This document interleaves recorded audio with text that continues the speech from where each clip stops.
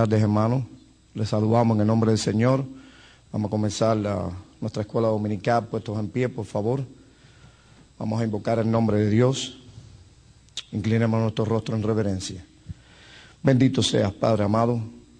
Gracias porque por tu voluntad estamos aquí en tu casa para adorarte, para bendecir tu santo nombre. Reconociendo, Señor, que la dádiva de la vida viene a través de tu Hijo amado, nuestro Señor Jesucristo. Y es a través de Él, de su sangre santa, Señor, que invocamos tu nombre, para que tú, mi Dios, tomes control de nuestras vidas en este día, para que seas exaltado, para que tú no mires la iniquidad de nuestros corazones, para que tu Santo Espíritu esté sobre cada maestro que está impartiendo, Señor, tu santa palabra que es nuestro libro, Señor. Bendíceles, bendícenos, Señor. Te rogamos esta plegaria para tu siervo, nuestro pastor, donde quiera que se encuentre, mi Dios, a él, a su esposa, a sus hijos, que son todos nuestros hermanos. Guárdale su pie a la salida y a la entrada. Guárdale su salud. Permite, Señor, que disfruten de su descanso como ellos merecen. Es un año de trabajo largo, mas en tus misericordias invocamos todo esto y que tu Santo Espíritu, Señor, nos guíe a toda verdad. Lo rogamos en Cristo Jesús. Amén. Ahí puestos en pie, hermanos, busquen el Salmo número 1.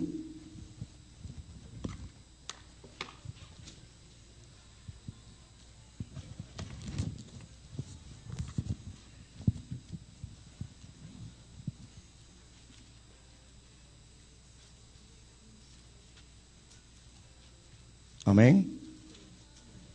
Lo leemos todo a la vez y dice la palabra del Señor. Bienaventurado el varón que no anduvo en consejo de malos, ni estuvo en camino de pecadores, ni en silla de escarnecedores se ha sentado, sino que en la ley de Jehová está su delicia.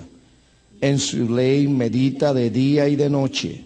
Será como el árbol plantado junto a corrientes de aguas, que da su fruto en su tiempo, y su hoja no cae, y todo lo que hace prospera. No así los malos, que son como el tamo que arrebata el viento. Por tanto, no se levantarán los malos en el juicio, ni los pecadores en la congregación de los justos, porque Jehová conoce el camino de los justos, mas la senda de los malos perecerá. Pueden tomar asiento. Tenemos ante nosotros en el día de hoy y para la próxima semana uno de los libros de las historias más hermosas que cuenta la palabra de Dios, y son los Salmos. Por ende, es muy difícil para nosotros explicar cada uno de ellos, sino que en una forma rítmica lo vamos a ir estudiando en un sentido general todo. Vamos a ver énfasis en algunos salmos específicos, de la manera y en la forma en que fueron compuestos por los antiguos patriarcas de Israel, y en la manera que los hombres de Dios a través de los años han podido estudiar y decirnos a nosotros y transmitirnos a nosotros qué es o qué son los salmos, quiénes los escribieron. Es una investigación muy profunda. Para comenzar, yo quiero hacerles ver un comentario de Matthew Henry. Él fue pastor en una iglesia, hijo de pastores también, allá en Inglaterra. Nació en octubre de 1662. En el 2062, hace 400 años de esto. Lo que quiere decir que tenemos un legado fresco. Son 400 años, pero el Señor no mira el tiempo. El Señor dice que un año es como un día. Puede ser también como un segundo. Miren esta meditación de Henry. Dice que David es el autor de la mayoría de los salmos, pero evidentemente algunos fueron compuestos por otros escritores y nosotros estamos de acuerdo con él. Y aún se duda de quién fue el autor de algunos de ellos. No obstante, todos fueron escritos por inspiración del Santo Espíritu. ¿Estamos de acuerdo? Amén. Ninguna otra parte del Antiguo Testamento nos dice más frecuentemente con citas o referencias en el Nuevo Testamento sobre ello. Cada salmo apunta directamente a Cristo, sea a su persona y su carácter u oficios, o puede dirigir hacia Él los pensamientos del creyente. Los salmos son el lenguaje del corazón del creyente, sea para lamentarse por el pecado, para expresar la sed de Dios o regocijarse en Él. Sea que estén cargados de aflicción, luchen con la tentación o triunfen en la esperanza o gozo de la liberación. Sea que admitieran las perfecciones divinas, agradeciendo a Dios sus misericordias, mediten en sus verdades o se deleiten en su servicio, formando una vida divididamente establecida por la cual podemos juzgarnos a nosotros mismos. Qué comentario tan bonito de este hombre que tiene muchísima obra escrita porque fue un buen siervo del Señor. Tenemos este comentario también de el doctor Wright y dice lo siguiente. Dice que la naturaleza de la poesía hebrea, a diferencia de gran parte de la poesía occidental, la poesía hebrea no se basa sobre la rima o el metro. No sé cuántos tienen conocimiento aquí de ello, pero cuando por ahí hay una hermana que sabe algo porque ella toca piano, sabe de letra, y muchas veces se ven como versos octasílabos en decasílabos para hacer esa composición. Los compositores también usan de estos métodos, pero es completamente distinto y lo vamos a ver más hacia adelante. Dice que si no sobre el ritmo y el paralelismo, si son dos cosas que la rima es completamente distinta, sin embargo va paralela a la expresión del Espíritu Santo, cómo fue que le fue diciendo al hombre, escribe. Entonces, de esta manera es como se expresan los salmos. Dice que el ritmo no se obtiene por el equilibrio del número de las sílabas, sean estas acentuadas o no, sino por lo que se llama ritmo tónico. Más adelante lo vamos a ver también. Es decir, la fuerza o el acento que se da a las palabras importantes. En el paralelismo, el poeta expresa una idea en la primera línea, luego la refuerza en la siguiente línea o líneas, usando varios medios. La forma más común es el paralelismo sinónimo, en el que la segunda línea esencialmente repite la idea de la primera. Tenemos el ejemplo en el Salmo 3.1. Busquen ahí rapidito el Salmo 3.1 y vamos a ver qué cosa es lo que nos quiere decir el autor en este comentario.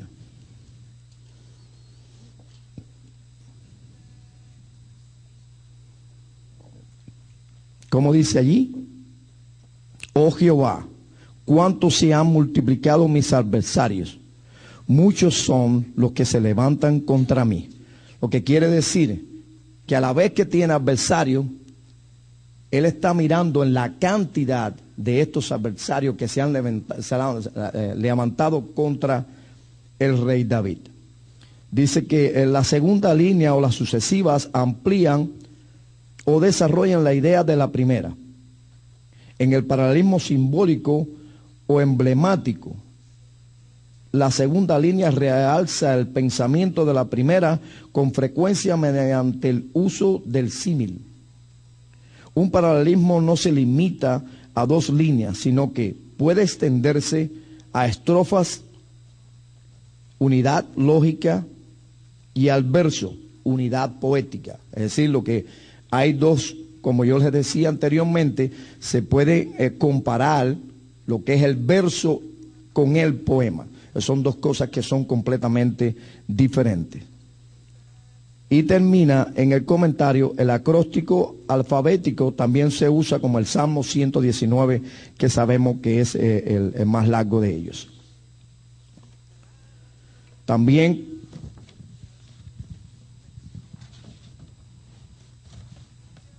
está muy chiquito aquí.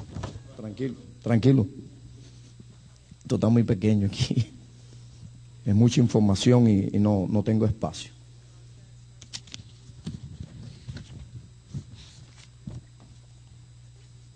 Mas, ¿qué son los salmos? Dice que es la poesía hebrea, himnario del judío, poesía que expresa hechos y sentimientos, salterio dividido en 5 sesiones. Todas las 5 sesiones terminan en doxología. Son alabanzas cantadas con un instrumento de cuerda. El libro tiene como título los Salmos, podemos verlo en Lucas 24:44, que alude a este título. La palabra salmos deriva de la traducción griega del término hebreo mismor. Es un término técnico que alude a cantos con acompañamiento instrumental. Otro término que se ajusta es el, déjame repetirlo bien, Shigaoin, Salmo 1:7, para referirse a un elemento específico. Mikman, Salmo 16:56 al 60, significa cubrir. Masquil, Salmo 1:78, se desconoce el significado hasta el día de hoy. Los hebreos lo llaman tejimil, quiere decir alabanzas. El vocablo castellano proviene del griego salmo, que significa toda composición métrica o propósito para ser cantada, especialmente con el acompañamiento de salterio. El salterio es una lira, todos conocen lo que es el salterio, la mayoría. Tiene una semejanza muy grande al arpa, pero es mucho más pequeña. El arpa es bien grande y cuenta de muchas más cuerdas. Sin embargo, la lira, es mucho más pequeña y es mucho más fácil de manejar en las manos. Por eso hace la especificación aquí. El objeto de estas expresiones es venir en ayuda de la memoria y expresar otros efectos o sentimientos, aunque no sean de gozo. ¿Y por qué dice que no sean de gozo? Porque muchas veces aquí, como leímos el Salmo 1, que decía, los enemigos que se han levantado contra mí. Eso, ahí no hay gozo. Sin embargo, él expresa que el rey David en este momento está recordándose de la lucha que tuvo contra el enemigo de la casa de Israel. Por ende, nos está demostrando a nosotros que en ese momento él no tenía esa paz, no había ese gozo, sino que en su dolor estaba expresando la aflicción que tenía ante los ojos de Dios. Reconocía el poder de Dios, mas en las manos de Dios estaba entregando a estos enemigos. Esa es una forma de expresión también. Colosenses 3:16 nos enseña y nos amonesta a cantar con salmos. Dice, como es una colección de salmos inspirados por Dios, se llama libro de salmos. Lo podemos ver allí en Hechos 1:20. En el canón hebreo los salmos aparecen entre los escritos Ketwin, expresiones hebreas que tienen su traducción al castellano. El nombre les viene del griego salmos, ya lo vimos ya anteriormente, pero esta es otra expresión de lo que es la gramática española. Nosotros tenemos, el lenguaje nuestro es muy rico. Y de una palabra nosotros podemos tener varios significados. Entonces, nos están ayudando aquí a nosotros a entender en el hebreo también otra expresión de lo que quiere decir la palabra salmo. Y por eso es que está aquí. Se escribe K-E-T-U-V-I-M. Ketwin. Quiere decir que significa una canción cantada con instrumentos de cuerda. Ya lo vimos ya en el otro comentario. La obra se divide en 5 partes o libros. Las divisiones son perceptibles porque al final de cada una de ellas se encuentra una doxología en la siguiente forma. Vamos a ver qué es lo que nos dice. El libro primero incluye los salmos del 1 al 41 y termina en el Salmo 41:13 con las palabras: Bendito sea Jehová, el Dios de Israel, por los siglos de los siglos. Amén y amén. Esa es una expresión. El libro segundo va desde el Salmo 42 hasta el 72. Finaliza en el Salmo 72, 18, 20. Y dice también en la forma doxológica: bendito sea el Dios de Israel, el único que hace maravillas. Bendito el nombre del glorioso para siempre, y toda la tierra se llena de su gloria. Amén y amén. El libro tercero del 73 al 89 termina en el Salmo 89, 52. Bendito sea Jehová para siempre. Amén y amén. Quiere decir que el final de cada uno de ellos termina con la misma doxología. Nos está enseñando que este compendio de estos 5 libros, aunque lo estamos viendo ahora por separado, su final termina con la misma expresión. Es decir, que no cambia. Y no importa desde cuándo, porque se le adjudican 73 salmos al rey David, más otros profetas que fueron extraídos. Después vamos a ver quiénes son estas personas. La colección nos indica en hebreo que se trate de una obra de David, específicamente. Unos 73 llevan un título que alude a este rey, pero las palabras pueden interpretarse tanto como indicativas de la autoría de David, como que se trata de eventos relacionados con su vida. En favor de la autoría davídica de algunos salmos, debe notarse que el Salmo 18 dice explícitamente: Salmo de David, siervo de Jehová, el cual dirigió a Jehová las palabras de este cántico, el día que le libró Jehová de mano de todos sus enemigos y de mano de Saúl. ¿Es cierto o no? Vamos a echarle un vistazo allí. Vamos a buscar este salmo. Salmo 18. ¿Quién me lo lee, por favor? Venga.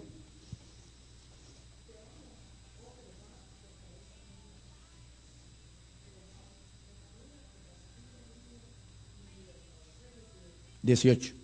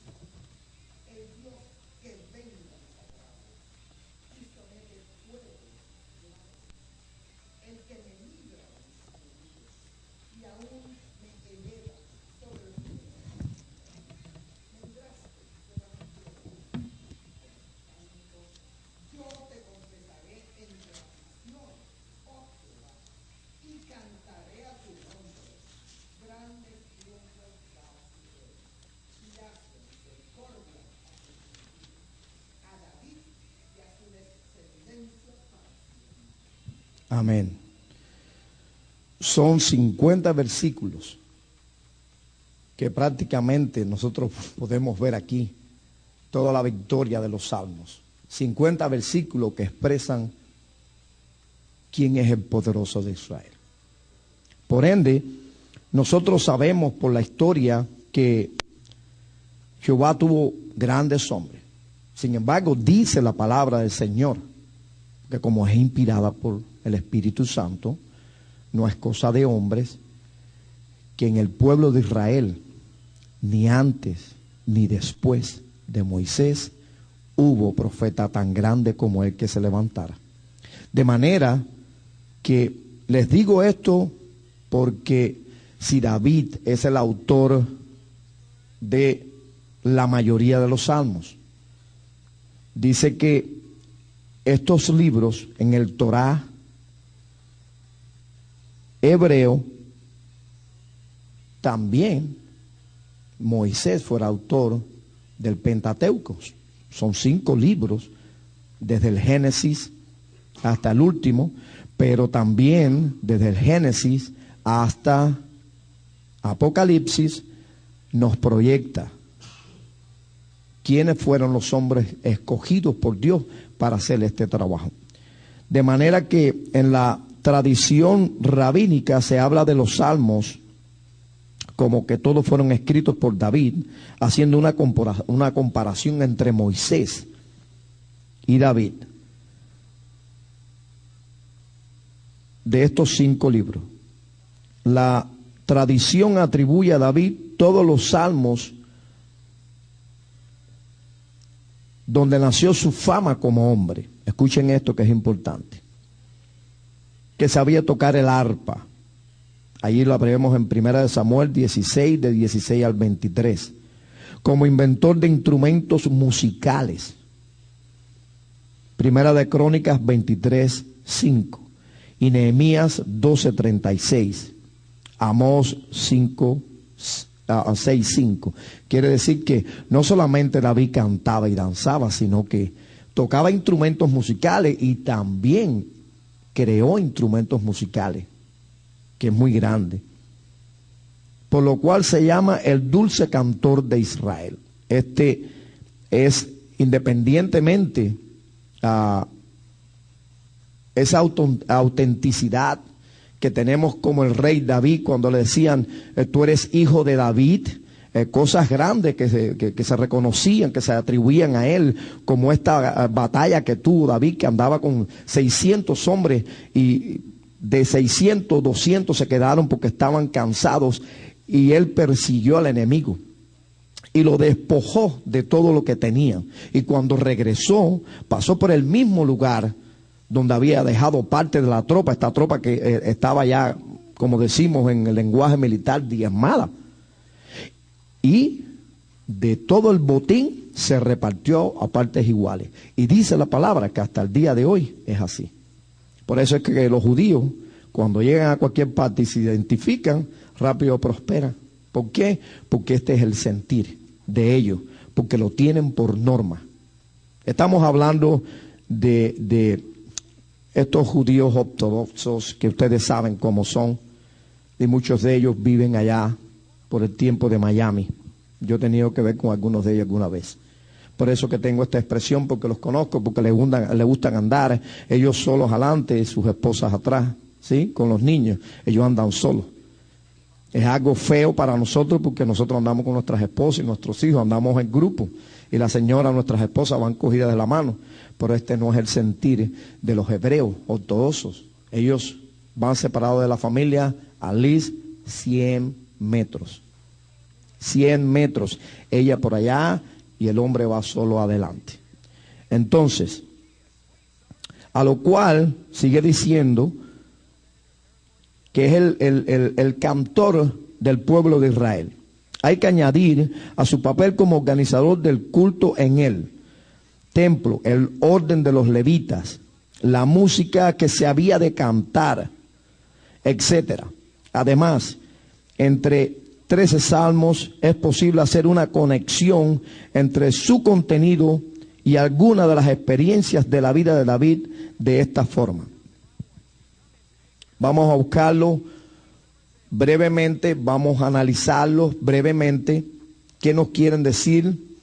Vamos allí al Salmo número 7, alguien que lo busque.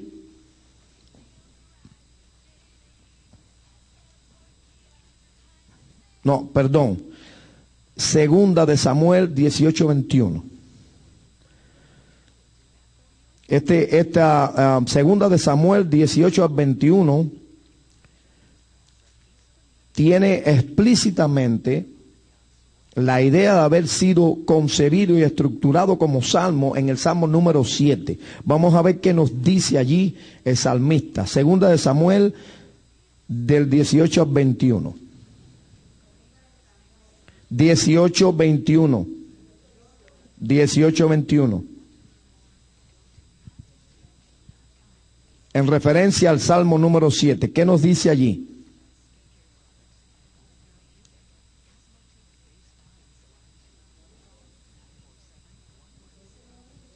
¿Alguien lo encontró? Segunda de Samuel 18, versículo 21. Uno solo.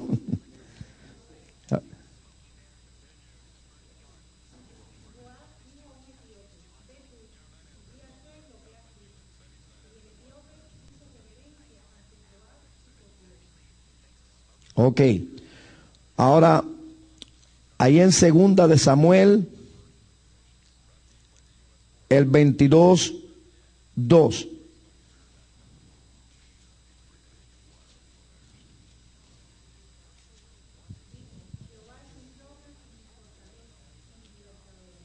Amén. Dice el escrito que otros hombres que aparecen en los títulos como los hijos de Coré, Salmo 42, 44, 45, 47 y así sucesivamente, 84, 85, 87 y 88. Asaf, Salmos 50, 73, 74, 77, 78. Emán, Salmos 88. Etán, Salmo 89. Moisés, Salmo 90. ¿Quién me busca Salmo 90 del 1 al 5?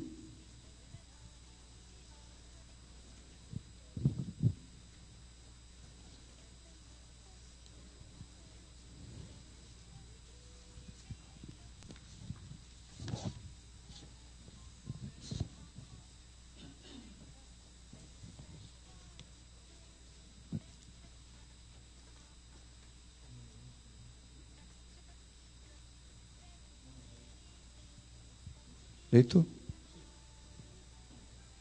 Señor, tú nos has sido el refugio de generación en generación, antes que naciesen los montes y formases la tierra y el mundo, desde el siglo y hasta el siglo, tú eres Dios. Vuelves al hombre hasta ser quebrantado, y dices, convertido, hijo de los hombres, porque 1000 años delante de tus ojos son como el día de ayer que pasó, y como una de las vigilias de la noche. Los arrebatas como con torrente de agua, son como sueños, como la hierba que crece en la mañana. En la mañana florece y crece, y a la tarde cortada y se seca. Porque con tu furor somos consumidos, y con tu ira somos turbados. Pusiste nuestras maldades delante de ti, nuestros hierros a la luz de tu rostro, que todos nuestros días declinan a causa de tu ira. Acabamos nuestros años como un pensamiento. Los días de nuestra edad son 70 años. Y si en los más robustos son 80 años. Con todo su fortaleza es molestia y trabajo, porque pronto pasan y no van. ¿Quién conoce el poder de tu ira y tu indignación, según que debe ser temible? Enséñanos de tal modo a contar nuestros días, que traigamos al corazón sabiduría. Vuélvete, oh Jehová, ¿hasta cuándo? Y aplácate para con tu siervo. De mañana saciamos de tu misericordia,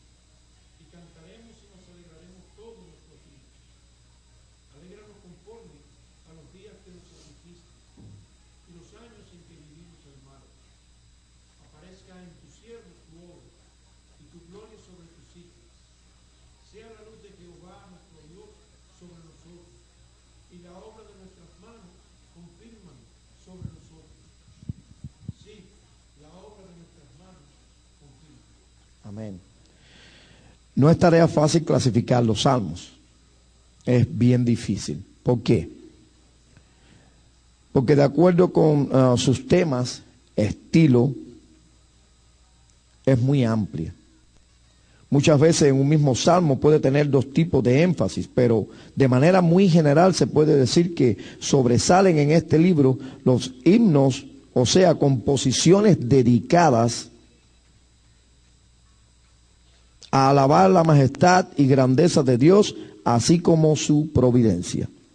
La clasificación de los libros poéticos, como son los salmos, se encuentran basadas en la forma literaria en que la narración está escrita, es decir, en la manera en que las ideas están presentadas y no en lo que las ideas nos dicen. La poesía no depende de rimas, sino de un juego de palabras, una elección alfabética, un ritmo, un paralelismo e imágenes poéticas. El término poético no debe tomarse como si el mensaje de Dios en estos libros fuese imaginario o irreal. Al contrario, los libros poéticos nos relatan las experiencias personales de los siervos de Dios o de su pueblo en variadas circunstancias.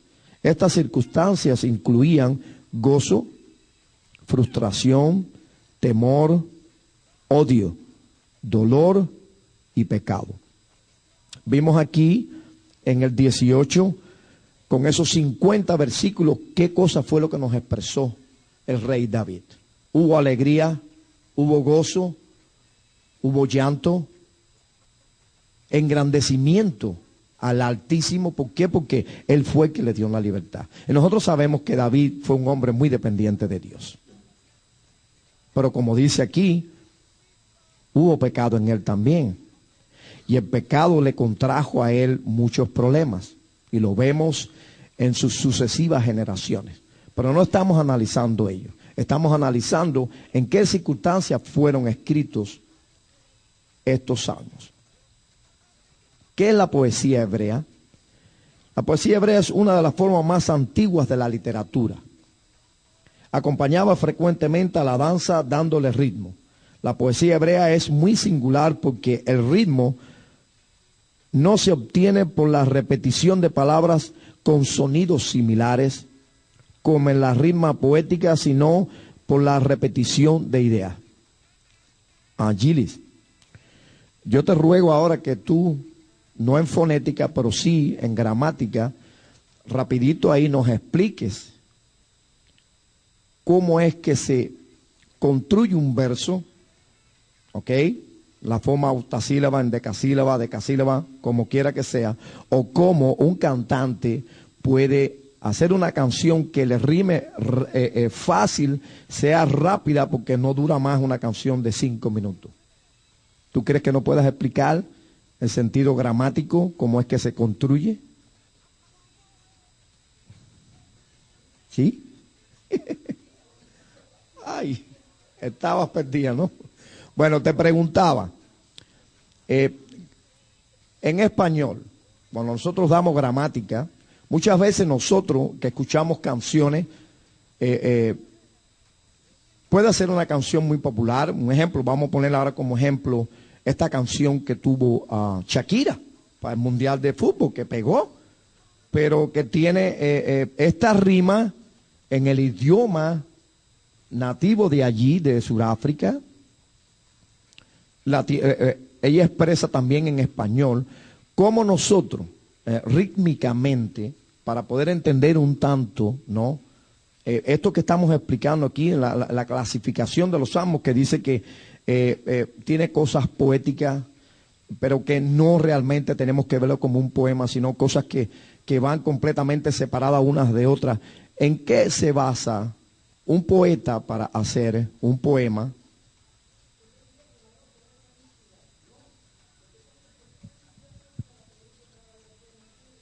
Ajá.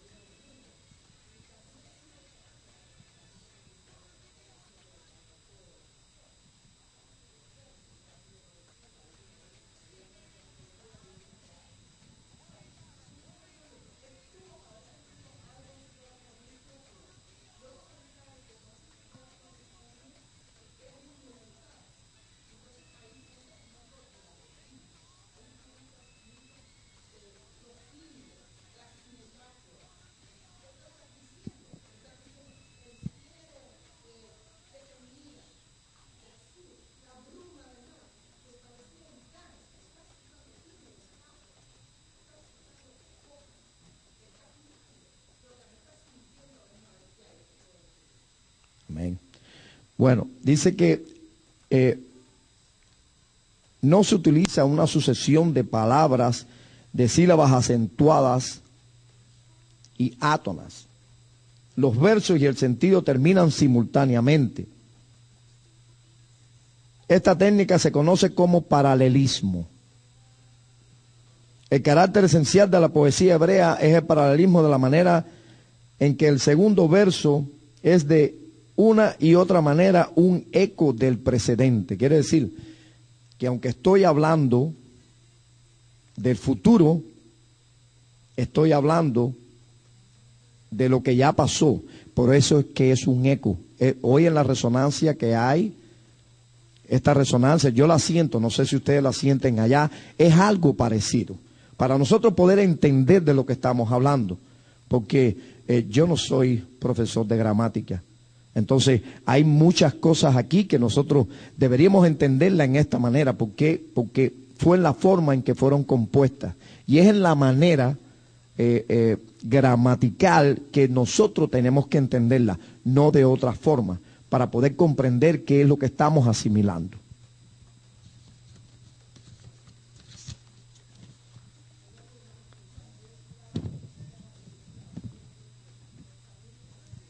Ahí está, por eso yo te preguntaba de esta forma de octasílabos, de endecasílabos, decasílabos. Son cosas que nosotros no entendemos porque no es común al lenguaje de nosotros. Sin embargo, mira lo que es el paralelismo sinónimo, algo que expresaba de ella en este momento.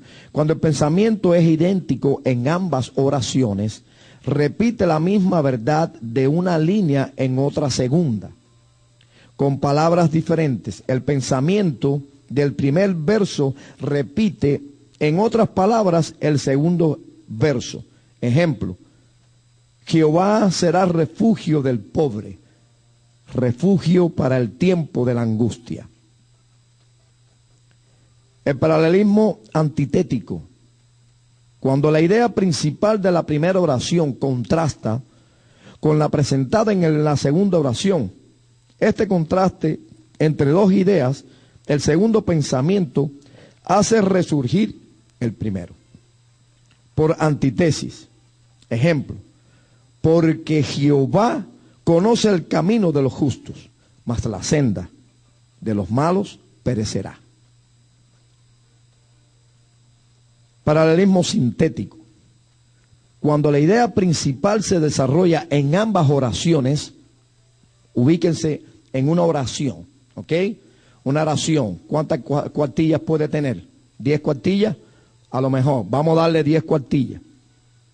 Cuando la idea principal se desarrolla en ambas oraciones, expresa una verdad en la primera línea y añade en cada línea posterior.